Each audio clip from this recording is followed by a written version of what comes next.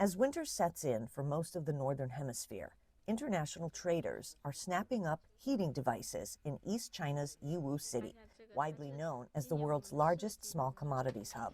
A Jordanian businessman said he planned to buy about 10,000 pieces of rechargeable hand warmers. He said the products, priced between $1.5 and $3 are quite popular in the Middle East.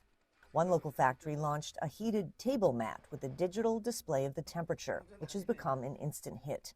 The factory's manager said their workshop is operating at full capacity, with orders scheduled through the end of the year. We have a production line with a daily capacity of around 10,000 pieces and another line with around 30,000. Official data shows that in the first 10 months of this year, Yiwu exported $73 million worth of heating devices, a 30% increase from the same period last year.